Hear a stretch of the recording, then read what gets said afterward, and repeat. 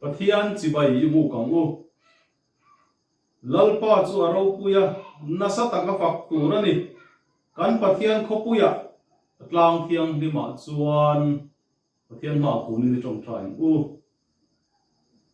lalpa kan pa min mangai tu nang mal som na tin reng in min vura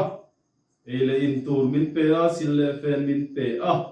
chen na turin min pe a chung kwa min pe a mangai tu ko san le thian te min pe a long thu kan sila che in voina nang ma biang na hun tha min pe le walin long thu kan sil boka che voina kan hun man tur thu sil kan ngai thak tur te tan tu hun man tur te in kan hasak tur te heng zong zong mang hin tharau lama kan mamo tak nangin min pe turin kan nge na che isuam hin kan dile amen voin hi July ni som pahi ani ya shoi tu hi pastor ani a tin tan tu kimal som dong kimi pia kimi ani anga la shoi tu te hi upabial khatna le upabial ni na in fin khom ani anga tin thusil tu hi nula pariral te ko ran me che chairman ani don ani tin pathian ni le July ni som pakwa lo ni to anga puting Sunday school nei ni ani anga chairman Reverend Vial Cross Chon Moya Sunday School Superintendent ani anga tan tu tlangwal ruat pela ani ang tuna chuan kan tan tu som tong Pathian thu ilongai tham tir kote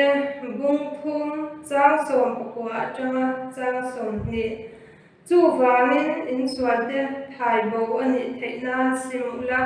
hoi pir le ro chu ti chuan lalpa ne ata har bung te alo la thleng thei anga lalpan athu kan chiarte mal min som sakro se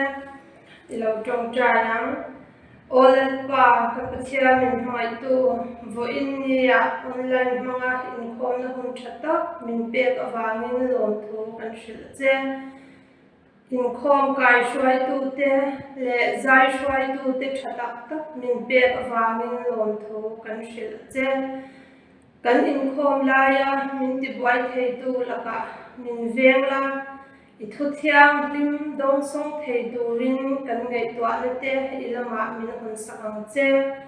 voina ithu soi tu turpo tharawin tikhatla keni angai thatu ten thinlung taka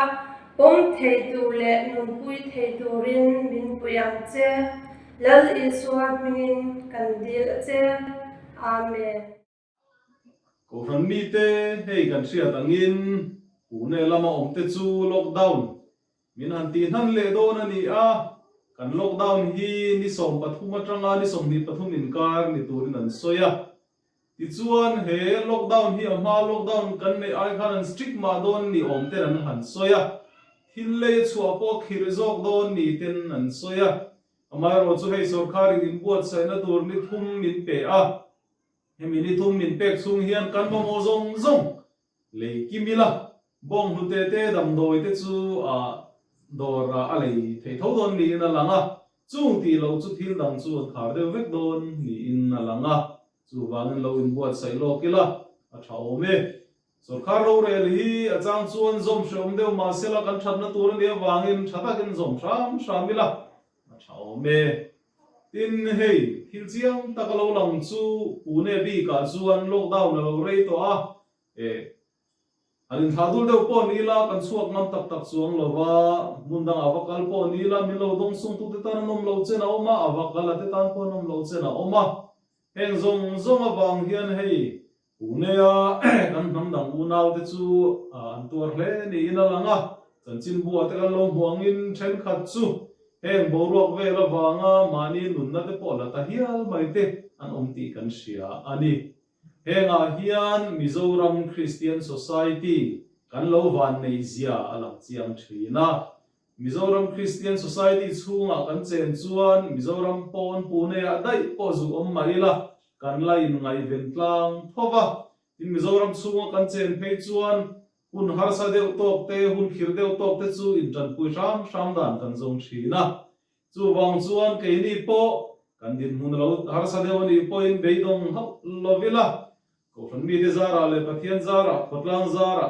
kan ding chuak le mang ti ring ta tela thaw me in mishing hi in puiton in mamoton kan ni a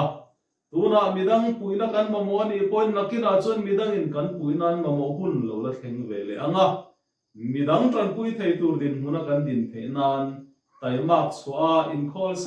sau tur ani a ei pathian thu hle ani chu wangin Mizo Christian Society hi changkan san mia lo turin kan dil ru te po siam thar leila na thaw me pathian chon monan ba kan sado nanga kan ka hruai tu te somang u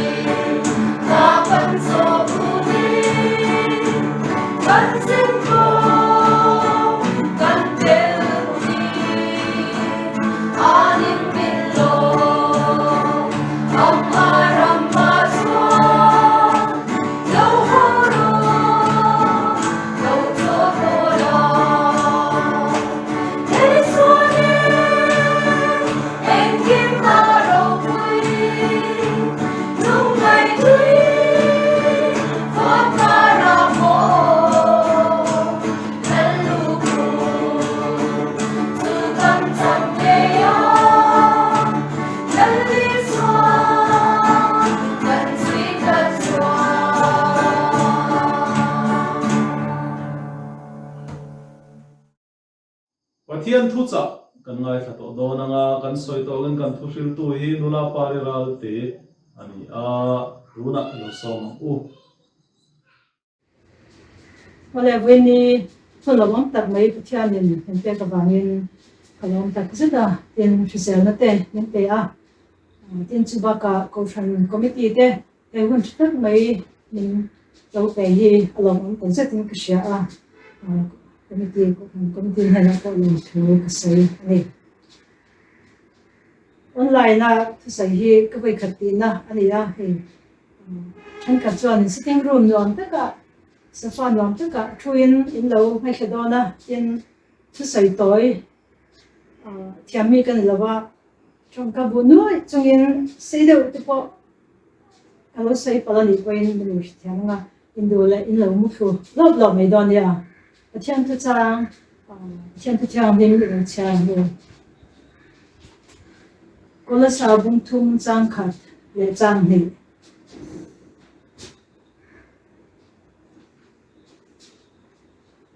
ilo chiarang chuti chuang Krista hne la cây thoa in làm về tổ chuan chúng lắm thiang đình lama chu Krista om na thil om chu zong ro chúng lama thil lama chuan in real room hat khat ro le thil lama chuan hat levin in chân sin cha lu kazia bung som chang som thum ria tang som li le hu lo chian tin an jin pa in kho enga emo alu ta tin he che pakhat hing Martin alo thanga chumi chuan laizon pakhat ania aming chu mari ani chumi chu lapa ki bola chua athu ngai tha a Marti ero chu rongbo mutin abuai le a ti chuan hen alo kala lapa kalaizon nun kema chu rongbo tura mi kha tham hi poi ti lovem ni mi pui turin ti ro khai atia yen lalpan Marti Chil tam tak ingai tua ibuai ni hi chil pakhat chau apoi ma chu marin chan tha chu thanga chu lak sak tur ani love tia changa talpan thiangin kan chiate mami som sak lo se thiang hena konin lo tram tran do lapa kan ka thian du tak venni kun cha min pe a mitam tak ten wala liam tong hiwa lapa ni PMPC ko chante lapa member shang om te amara su online ka chunga in community lapa hu zen ho te in bol ho te le te la pe ka bang hian lo thu kan chhe cha venni ai thu kan ai do ho tur te lapa hangin kan za tan lo som na kan sabla tin from la kan sabte kan la sabla zel tur te mang ko in kharau thiang men kan ru nangin min ti thar skin kan hena kan sen che kaliswa min kan bi le amen venia thu pe ta na karanda chu thil pakhat chau apoi mo ti he ni athian yan do khan theina free will hi min te a ni tin gan du thang in kan oma kan ru mit la tak chitam takin min wal vela kan tu kan che ome chang ro chuanin kan tu barpo shelo ba om chang tu pok kan nei chin ani kan tu la tam tu ko wangin tin kan fu lo chuan chen na ani thea amara chu thang dik kan tu dik tak thang tan chuanin mal som na ani bok chin ani hei China rama te South Korea te le Japan te po video games khel hi an bo pri ber ni se khop maya thangwal pathin pui te poin thil dang zong ain ka video games kan kha an thangani so ei tak nial po an thing hila so rei takan lei to lo wang te tui anin lo awang te in an khelnam huna te an lo thi chil ten an nol bukani ei roi thei thil ti thang te poin chu tiang bok chuanin so ei ain thil dang zong ain drugs mo zuya mo kha an lo thang zo china an thi pui hial china ni tu fing buin min shilangin mia chuan thil thalo a buin a ton mai china in lani chuan takin thu in satu pahni takin thu se po khan kan muwa amon khan thu a khanin mi fing ka chuanin asan hun sung te raidona thatam tak se ngai don ani nima sila thil ko tu dai rei tu ani awangin sakhan sa tak tu lung pui chuwa in sakha thang zo kani thang fu le ani hei poi mo ti zong hi ai nang lo khop maya nau pang poi mo ti zong adanga thei ro nula khwal poi mo ti adanga in nu le pa ten poi mo an ti po adanga ni chu chu khovel nun phung pa ngai ne me khang ram le ini isiram te poina poi mo kan ti zong hi ai ang lo khop maya ka thum vel ka ta khanin Minnesota USA a mi hang pakhat George Floyd thena chu a chanchin kan thu thebin karinga melma satanan manro na satatin hanga chun chu Marxist le antifa te narcissist te far left democrat te huai hot ni a soinia satan la chuan thudik chan ve mangin America ram ichia tumin abe ni Black Lives Matter riot ka anro ti chuaka movement angin kalta khopidanga te adak chiam ni kha ramda hiam polo dara chút tiếng cho nên thu được chân về mang hiền sát tan hiền machine thì hi mình bùm nó sẽ em mà đi tiếng evangelical America cho evangelical church cái hiền bộ hiền hệ movement hi lâu thọ thế anh ông mình cái thiên thu trong cảm nhận cho nên mi hàng nôn này hi apoi mo thì ngốc ni là viên nôn nó sống sống mi em anh ni em mi buang anh ni em mi hàng anh ni em nôn nó sống sống hi cái thiên tan cho apoi mo vậy cái này in July ni khai nhân settle Washington State đã settle qua police free zone chop anh tia cho mình cũng đã chọn protester ho anh làm lui à chứ đã cho nên in thì boy na ông mình in thang na ông mình mi hàng cái role pakhat kum som pakami Horace Anderson chu athia pakhat na takin indian bukade Fox News in Mr. Anderson hi interview apaya Mr. Anderson chuan tu main afapa Horace thi kha angai saklova city state governor namo city mayor amo protest khan hok tu te tu ma khanin anron nem lova anron ngai saklova Ariel ruanat tu TV ma saya pakin pui insung zaulo ade ko yange Black Lives Matter tia au ho deka anam jata Mr. Anderson of panun na kha apoi mo talawem yang an tha thang fekani chu bangin set na hianen athianen poi mo ati hi poi mo lawa chantirin apoi mo ber hi men mai tir hi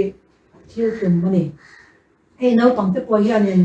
poi mo ti hi an nei ve veka an poi mo ti chan ka dera chu an ta na chalo tu te an no la chu wangin lo le pa te pi le puten en puya soi pui chin hi a chu ko pin karinga man ni lo ka khanen no pang zo na pang kum ko mi ai no kum tak mai ni khang bi ka poi khop mai ke fa nei ve lem lo hian lo nai da ti lo an sei ve lo ki la game zon khela ti hian limit nei tir thei ta ila an khel hun bi te routine te hi siam sak ve ta ila ati chiangem ati thengem ti te ri ruang lo lu ta so bangin pui heng ten no pang ti hi kan ven pui ngai tak se ta ni de khanna an siam thiam lova ma ni in hei kan jin chwa hianin zang khai ta ke impact hi pe ka thiam ve lova hei hi ka mo ang ti hi kan nga thin khop maya poi mo ti nga lu tu chu kan boi pha le zek thilani kan sa case ti hi rin ai na lo rit mai thilani tin sam nam feng ten anu ti dan chin ko khop maya ke ni pon kan zir chho ve zela ei sum in ren chem te tu la chung ko emo mi mal angin emo mo le tu tam tak tam sha kan en dai lo thilani ani chuan in list an siama poi mo an ti ber chu list number 1 a anda a chu tiang zel chuan in pathianin kan ta na poi mo ati te she thei turin adu zong sha ngaya adu zong she tur chuanin ama lalpa kan kom zin kan nai kan in biak zin ngai chin ni ama bel munila atu te chiarin awo ngai tha ila kan ta na poi mo men ti sak chu kan she thei do na ni tin hian kan ta ange poi mo ber ti hi in zor check ila achawame the counseling coaching in advice chatak kan ngai kha china chung kan ngai kha te kan dom chu ataka ki pui tu in kan min na blog pui tu chuanin riru solving focus poi mo le china ni ole ma thi te una chanchin kha kan siara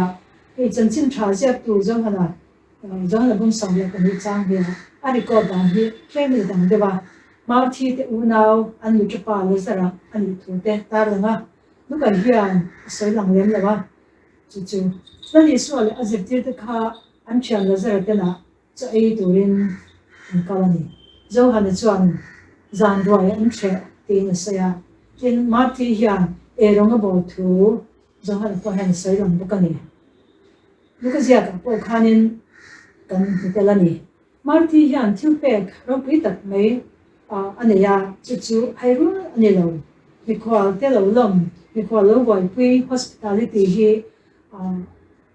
ta na poi mo em ani tin po kin de chin ni in a sha te ni tir ko pe pitera poin phun noi lovin in mikwal tan turin ko chamte min fui ani pitera than kan bungli chang kwa marthi hian mikwal te tana asiam te serve te kha nuam ti chin le de in alam lukazia ka po hian saya marthi chu erang bol motin avoid de tiani hemi chu hianin engwange ni ang marthi khan anwang ti zong tak tin si kha vui vai na ani thut mai ni engma avocat siang kwang theilo na boyin aboy ani bere marthi kha thil tha ti chu ani nge mai ma se marthi kha lali swat sai azir tir na tele thu sai de kha dam turin na anga lu tu ka na tru tam lu tu kha ai da tir ni na lang ngoi rangin lungwang takin chokala khan lo thok ve tamal ma sela chuanin lali swat sai po kha a she ve mai the ni ma se ri ru la tu dang anga khet maya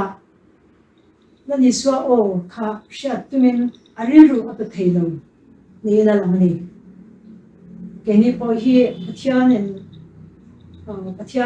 keni po hi poi mo kan nei thil tam tak hian min wai rutin lapa thu lapa o thephelabin min di wai chin ani mari ve thung kha lo ngai toila mari chu ja hi ankal chamlen kha ai melem ti chu ka che le ba asian ram kamzo he chuanin me chia ten chu kalama in charge kamla thangpuya right hu phu ni te ani chuan hem chum hian di kholan nei chu mai ni ti kan sia iswa zirtir te samle pani ama lian sam thum chuba ka midang te po anum mai the ni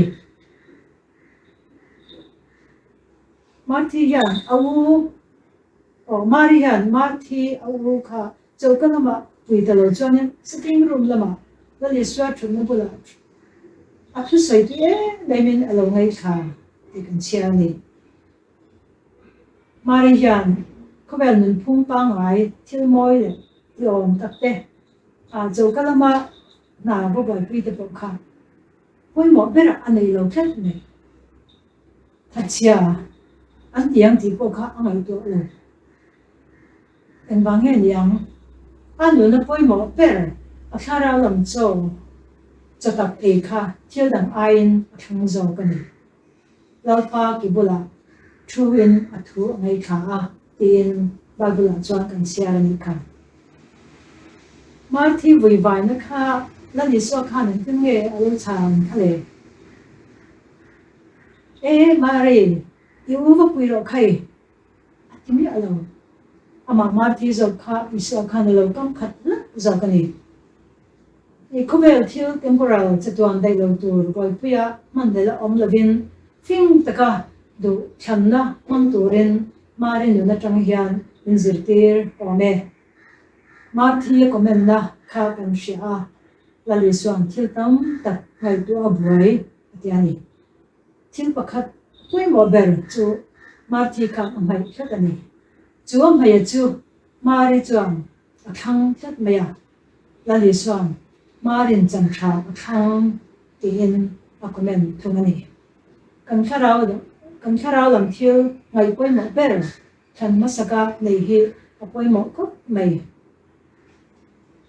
khobel hi acha na ti chapin boran me ka pathian du zong ti tu aba chu kum khoi na omrangang zona bung thangka bung ni chang som pasira te kan huwa thil jong song an rang du po chatuan omrang tu van lam thil krista iswa pa pathian min hoi na kan ri ru la tu le kan khan kan boi pui tu dik tak chu lo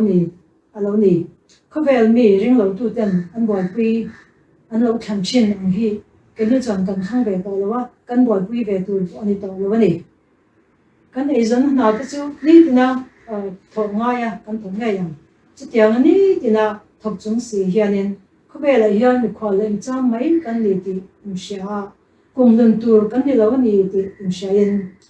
ama lali swa Krista kan forecast ber result sila chu tiang chuan kan ni tin nun hun te o te po la hian ko la sa ko shan ne la hian thanam ngau takin an ri ruin ha na ber tur le an wal pui tur wal pui turin afi ani when ni hian ki ni PNPC member te po hian chu kan va ma em hey nei ni hian in mo pa le mo nu te hian an reception an decorate dan te an cake san tur te khang te khang zong kha a fel khai khap an ti kha an ri ru lo tu ani lo an ta no poi mo ber chu pakhat chia an ma ni ve chia kha an kha sani a ko shan te hi Krista mo thiang him kan nia kan ri ru in angai ber le kan ri ru lo ber tu chu min nei tu la li swa hi ani ama ngein ama ngain ama chu kan ha the better kan nu na poi mo better ni mo ko se kan focus lo lovin chanze turin hebraizia tu poin nen fuya peter kha la li swan tu chunga kau turin ashila la li swan en chung ze len tu chunga cho en mo chen chu kau be za satani ma se asir be la khike chu a en luka chu tan chuanin a focus a son not many to me very chuanin tu ya kan build on right the many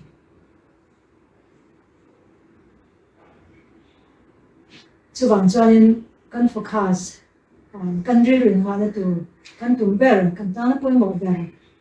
and for ya poi mo tak sen sadani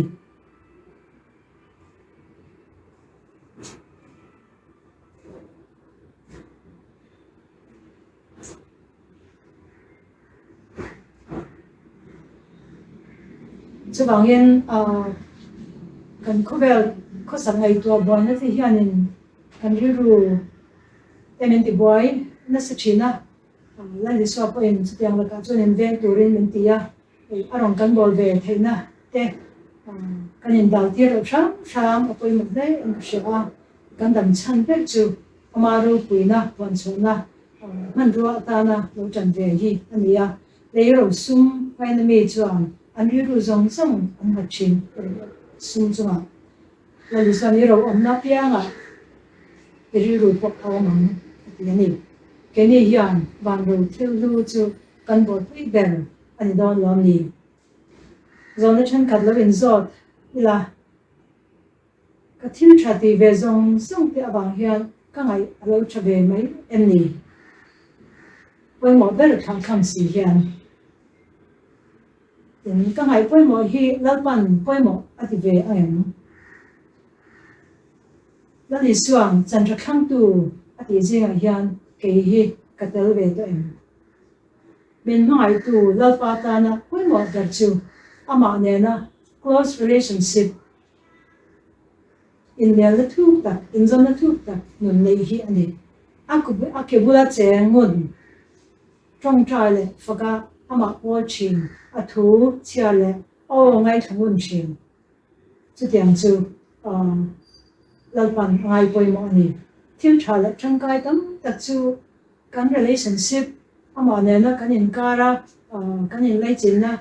thu danin aram shil chu mai don ni chu ta chuanin nuam ti le men khun noi me lovin la pa rong bol te ko hna ti tu poi mo te kan lo ti thei jok don ani la pa du zong enge ni ti sha than tur dik ta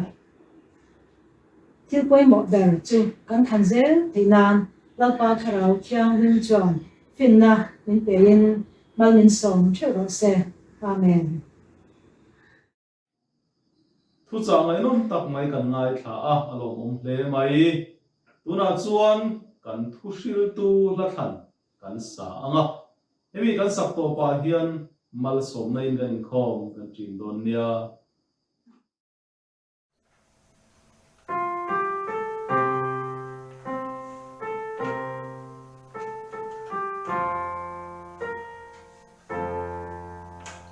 Tâm